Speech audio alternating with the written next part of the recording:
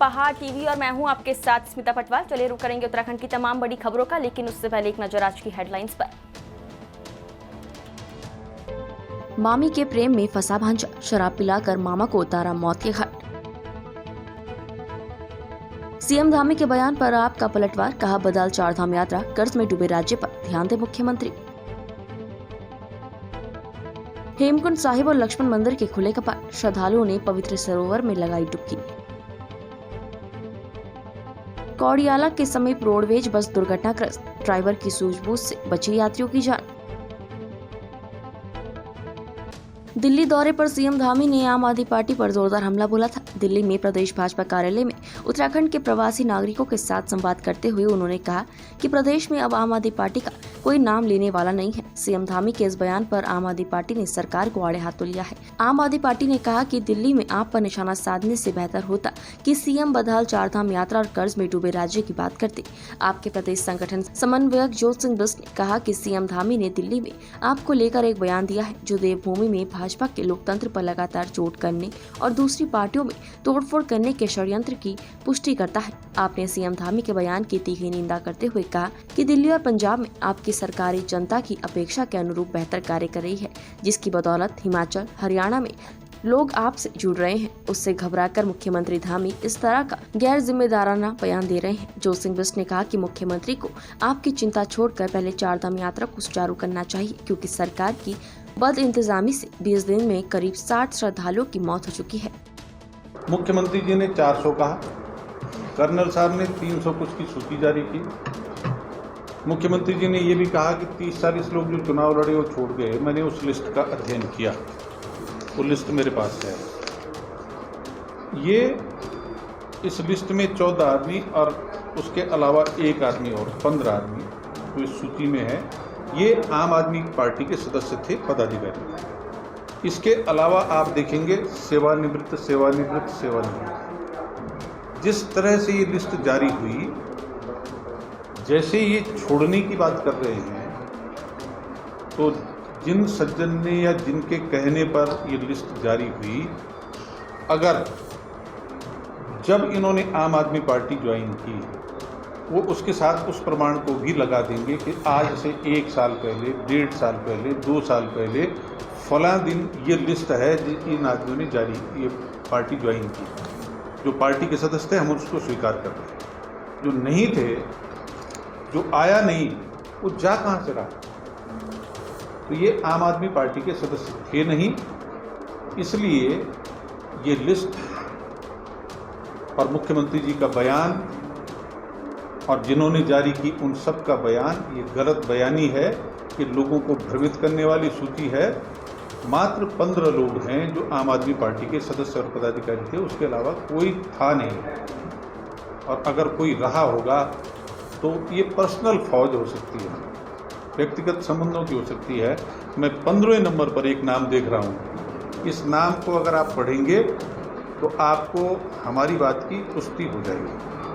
हेमकुंड साहिब के कपाट कल रविवार को श्रद्धालुओं के लिए खुल गए हैं। कल सुबह 9 बजे पंच प्यारे की अगुवाई में गुरु ग्रंथ साहिब को सचखंड गर्भगृह से लाया गया। दरबार साहिब में सेना के बैंड के मधुर ध्वनि के बीच हजारों सिख श्रद्धालुओं के बीच संगत के बीच लाया गया। गुरु ग्रंथ साहिब को 10:30 बजे दरबार साहिब में गुरु ग्रंथ साहिब का प्रकाशोत्सव किया गया।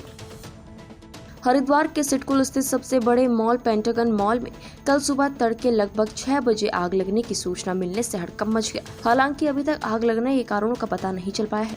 आग लगने की सूचना मिलते ही दमकल विभाग की टीम ने 3 गाड़ियों के साथ मौके पर पहुंचकर आग पर काबू पाया। गनीमत ये रही कि आग की घटना सुबह सवेरे होने के चलते कोई बड़ी घटना नहीं हो पाई। दमकल विभाग के सीएमओ नरेंद्र सिंह कुंवर ने जानकारी देते हुए बताया कि आग लगने की सूचना प्राप्त होते ही दमकल विभाग की टीम मौके पर पहुँच गयी और घंटों की मशक्कत के बाद आग पर काबू पाया गया। 6:30 बजे हमें सूचना मिली थी एमएलटी पे। मैंने भी संज्ञान लिया था। तुरंत हमारी 3 गाड़ियाँ मूवमेंट हो गई थी और लगभग 1 घंटे में काबू कर लिया गया।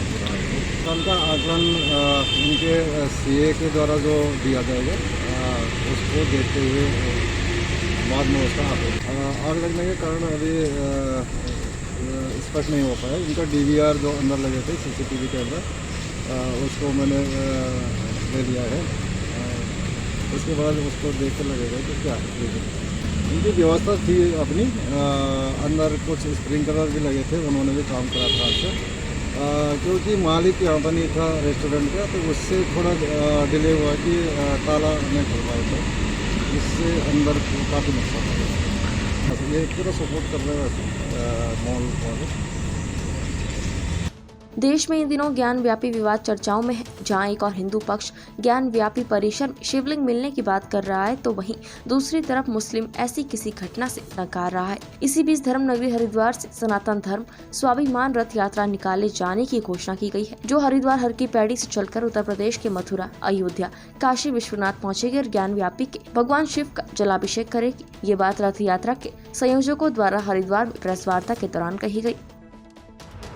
हमारी ये यात्रा सनातन धर्म स्वाभिमान रथ यात्रा माँ गंगा के तट से शुरू होगी और उत्तराखंड में हरिद्वार, रुड़की वगैरह को होते हुए ये उत्तर प्रदेश के समस्त 80 जिलों में भ्रमण करते हुए काशी जी, अयोध्या जी और ये पहले मथुरा जी जाएगी, फिर अयोध्या जी जाएंगे और उसके बाद काशी जी में इस यात्रा का समापन भगवान शिव के अभिषेक के द्वारा होगा।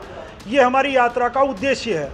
ज्ञान व्यापी शिव मंदिर जो अब हमारा जो भगवान शिव का जहाँ शिवलिंग मिला और जो शिवलिंग प्रगटीकरण हुआ, उसका जल अभिषेक हरिद्वार माँ गंगा के जल से हम करेंगे। ये हम इस संकल्प को लेकर चल रहे हैं। गौरीकुंड से ऋषिकेश आ रही रोडवेज बस कल कौड़ियाला के समीप ब्रेक फेल होने के कारण दुर्घटनाग्रस्त हो गई, लेकिन ड्राइवर की सूझबूझ और चालाकी से सभी यात्रियों की जान बच गई। चालक वीरेंद्र सिंह ने बताया कि अचानक गाड़ी के ब्रेक फेल होने से वाहन अनियंत्रित हो गया, जिसके कारण चालक ने सामने मलबे के ढेर में बस को ढहा दिया, जिसके चलते यात्रियों को किसी प्रकार का नुकसान नहीं हुआ। जिसके बाद परिचालक ने डिपो में जानकारी देकर दूसरी बस की व्यवस्था कर दी। सर ये यहीं पे एकदम से जस्ट मेरे आगे गाड़ियों की लाइन लगी हुई थी, काफ़ी सारी गाड़ियाँ थी सर। मैंने तब एकदम ब्रेक मारे, उस गाड़ी रुकी नहीं, मैंने तब हैंड ब्रेक डाला, देखा कंडक्टर साइड से कोई गाड़ियाँ नहीं आ रही थी, मैंने इसलिए मिट्टी में काट दी गाड़ी। रिवर ट्रेनिंग की आड़ में रामनगर के मालधन क्षेत्र में ढेला नदी से चल रहे अवैध खनन पर जिलाधिकारी नैनीताल धीराज सिंह गब्रियाल ने कहा कि अब वन विभाग, राजस्व विभाग और पुलिस विभाग की संयुक्त टीम मिलकर इस तरीके से हो रहे अवैध खनन पर कार्यवाही करेगी। आपको बता दें कि रामनगर के मालधन क्षेत्र में लगातार ग्रामीणों द्वारा शिकायत की जा रही है कि ढेला नदी से रिवर ट्रेनिंग की आड़ में अवैध खनन के साथ ही माल भी शिफ्ट किया जा रहा है, साथ ही राजस्व भूमि पर भी माफियाओं द्वारा अवैध खनन किया जा रहा है। वहीं इस पर जिलाधिकारी धीराज सिंह गब्रियाल ने कहा कि कई लोगों के इन्वॉल्वमेंट के साथ इस तरीके के कार्य को अंजाम दिया जाता है। उन्होंने कहा कि अब संयुक्त टीम इस पर तुरंत ही कार्यवाही करेगी।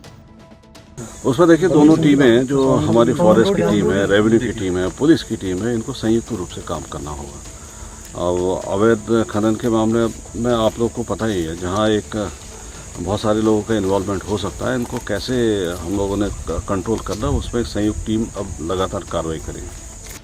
केदारनाथ धाम यात्रा को सुव्यवस्थित ढंग से संचालित करने के लिए और यात्रियों के लिए सभी सुविधाएं उपलब्ध कराने के उद्देश्य से केदारनाथ विधायक सैलानी रावत ने पुल बनाने की बात को शासन के सम्मुख प्रमुखता से रखा था, जिसके बाद जिलाधिकारी मयूर दीक्षित द्वारा DDMA को अस्थायी पुल बनाने के निर्देश दिए गए थे, जिससे कि उक्त स्थान पर जाम की स्थिति न बनी रहे और यातायात सुव्यवस्थित ढंग से संचालित होता रहे, ताकि यात्रियों का आवाजाही में किसी तरह की कोई परेशानी न हो। अब DDMA द्वारा रामबाड़ा में अस्थायी स्टील फोल्डिंग पुल का निर्माण कार्य किया जा चुका है। अधिशासी अभियंता DDMA प्रवीण कर्णवाल ने अवगत कराया है कि अस्थायी फोल्डिंग पुल का निर्माण कार्य पूर्ण कर लिया गया है, जिसको केदारनाथ धाम में आने वाले श्रद्धालुओं की आवाजाही के लिए कल तक खोल दिया जाएगा।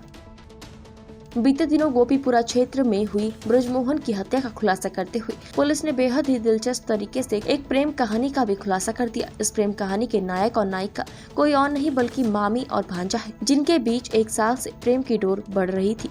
यही नहीं, जब इस प्रेम कहानी में विलेन के रूप में मामा की एंट्री हुई तो दोनों के प्रेम में अड़चन आने लगी। परिवार के लोगों को भी इस नाजायज रिश्ते से आपत्ति होने लगी, लेकिन नादान प्रेम के परिंदे अब प्रेम को परवान चढ़ाने के लिए किसी भी हद तक जाने को तैयार थे, जिसके लिए चोरी छुपे दोनों अपने प्रेम को बढ़ाते रहे। तभी मामी और भांजे ने मामा को रास्ते से हटाने के लिए साजिश रचनी शुरू कर दी, जिसके लिए मामा को कई बार शराब पिलाई जिससे वो लड़ाई पर उतारू हो जाए, लेकिन ऐसा नहीं हुआ। कई बार शराब पिलाने के बाद भी जब प्रेमियों की मंशा पूरी नहीं हुई तो आखिर मामा को भांजे ने दूसरी जगह बुलाकर शराब के नशे में धुत कर दिया, जिसके बाद पहले पत्थर से कुचलकर गंभीर घायल कर दिया और फिर पजामे का फंदा बनाकर गला घोट कर उसकी हत्या कर दी। जिसके बाद भांजा फरार हो गया। मृतक के भाई की तहरीर पर पुलिस की जांच में प्रेमी भांजा और प्रेमिका मामी दोनों ही पुलिस के शिकंजे में फंस गए।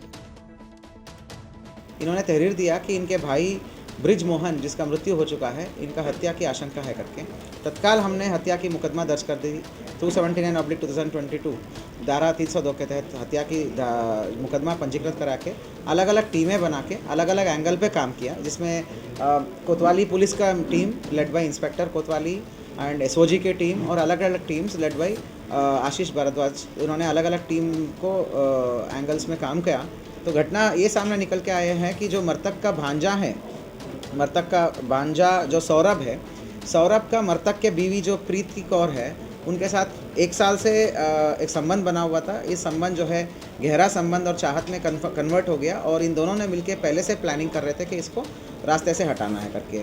तो ये इसी प्लानिंग के तहत जो है 20 और 21 की रात को तो भांजा जो सौरभ है हमारे मृतक जो ब्रिजमोहन को लेके गए और उनको शराब पिया दोनों साथ में।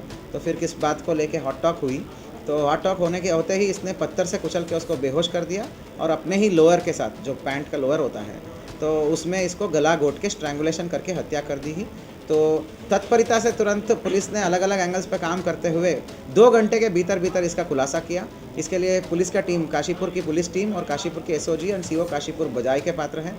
मैं 5000 रुपये का इनाम इनको घोषित कर रहा हूँ और आगे भी इसका गहनतापूर्ण विवेचना करने के लिए सीओ काशीपुर इसका नेतृत्व करेंगे और इसको चार्जशीट तक पहुँचाएंगे। क्या सर इसके परिजनों को भी पता था इसके बारे में? पहले पर्सन के बारे में इतना समझ नहीं चल रहा। अभी तक तो नहीं पता था। प्रथम दृष्टया परिजनों का कहना ये है क्योंकि इनका भांजा और मामा के बीच में संबंध अच्छा था, घर में आना जाना बनाए रहता था। तो भांजा जब काम पे जाता था मामा, तो इन दोनों में पहले से बन गया है, ऐसा इसका कहना है। ठीक है, तो इन्होंने 3 बार और पहले से ही प्रयास किया था। और एक इम्पॉर्टेंट बात यह है जो निकल के आई है कि इसके लिए, इस आदमी को मारने के लिए ही भांजे ने शराब पीना शुरू किया, क्योंकि मामा के साथ बैठ के शराब पीना था, पी के इसको कोई उकसा के करना था। 2-3 बार अटेम्प्ट किया, पर पिछली बार जो है मामा जो है हमारा मृतक गुस्सा नहीं हो पाया, इसलिए इनका प्लान वो नहीं हो पाया। तो इस बार जो है कुछ हॉट टॉक होके लड़ाई करके फिर जो है तुरंत इस वारदात को अंजाम दिए गए हैं। मृतक की बीवी का जो मना किया गया था पोस्टमार्टम ना किया जाए। हाँ, जब से ये बॉडी हॉस्पिटल में गए तब से जो हमारा मृतक की बीवी है लगातार कोतवाली को और पुलिस को दबाव देती रही कि पोस्टमार्टम नहीं होना चाहिए। तो इस प्रकार से ये भी अटेम्प्ट किया गया है कि सबूत को मिटाने का। इन सब तथ्यों को भी हमने विवेचना में शामिल किया है। कुल मिला के 2 लोगों की अरेस्टिंग हुआ है इसमें। सौरभ है जो मेन कातिल है और प्रीत कौर उर्फ लाडो जो उसमें सभी जगह से प्लानिंग भी करी, हेल्प भी करी और 120 का मुलजिम भी अभी बन रही है। जनपद चमोली के विकासखंड पोखरी के सरमोला गांव में एक पौराणिक मकान आज भी अपनी सुंदरता के आकर्षण का केंद्र बना हुआ है। दरअसल इस ऐतिहासिक मकान का निर्माण सूबेदार जवाहर सिंह चौहान ने शक संवत 1967 के फागुन में 7 गते को किया था। उस समय इसमें 1900 रुपए की लागत आई थी और उस समय जॉर्ज पंचम यहाँ के शासक हुआ करते थे और इस घर में महारानी विक्टोरिया के माने के सिक्के की चित्र भी दीवारों पर मौजूद है। ये मकान पौराणिक धरोहर को बचाए हुए है, जिसमें चौहानों की 7वीं पीढ़ी आज भी निवास कर रही है। इस घर की खास बात यह है कि पूरी तरीके से पत्थरों से बना हुआ है। इसकी खिड़कियां और दरवाजे भी पत्थरों से बने हुए हैं। हम इस समय मौजूद हैं विकासखंड पोखरी के सरमोला गांव में। यहाँ पर एक ऐसा आधुनिक जो घर है, वर्षों पुराना ये घर है, एक पौराणिक जो धरोहर है। इस घर की जो स्थितियां हैं, इसमें कई ऐसे चित्र बने हुए हैं, ऐसी लेखनी बनी हुई है जिससे कहीं ना कहीं आज भी जो यहाँ के लोग हैं वो उसको पढ़ने के लिए व्याकुल हो जाते हैं। लेकिन आज भी यदि पुरातत्व विभाग इसकी ओर ध्यान देता है तो इनकी 7 पीढ़ियाँ आज तक इस मकान में निवास कर चुके हैं और अभी 7वीं पीढ़ी इनकी चल रही है। जो सूबेदार जवाहर सिंह चौहान थे, उनके द्वारा ये मकान जो शक संवत है 1967 का, उस ज़माने का ये मकान बनाया गया। इसमें ख़ास तौर पर आप देख सकते हैं कि इसमें तमाम ऐसी चीज़ें हैं, पत्थरों से जो घर हैं, ये पूरा घर पत्थर से बना हुआ है। इसकी खिड़की, दरवाजे और तमाम उस समय जो महारानी विक्टोरिया हुआ करती थी उस ज़माने का ये घर है और उसके तमाम जो चित्र हैं वो यहाँ पर मौजूद है। ऐसे में अब सवाल ये है कि आखिर जो पुरातत्व विभाग है कब उसका ध्यान इसकी ओर पड़ता है। और हालांकि यह घर अपने आप में एक आकर्षण का केंद्र है और यहाँ के जो लोग हैं, जो इनके परिजन हैं, कहीं ना कहीं ये भी एक बधाई के पात्र हैं, जिनके द्वारा एक जो ये घर है इसको अनेकों जो साल हैं, कई सालों से इसको संजो कर रखा हुआ है। मेरा नाम श्री राज सिंह चौहान है। मेरा गांव सरमोला है। ब्लॉक मेरा पोखरी है। ये मकान जो है मेरे बुढ़ा श्री जवाहर सिंह चौहान ने बनवाया है और इसमें 7 पीढ़ी हमारी हो चुकी है जी। इसमें पत्थर की खिड़कियाँ हैं जी और इसमें 13-14 फीट के छज्जा है जी एक पत्थर जी। और इसमें पुरातत्व विभाग जो है अपनी जांच करवा सकते, इसमें कोई चित्रों से कोई चीज़ वो समझ सकते हैं।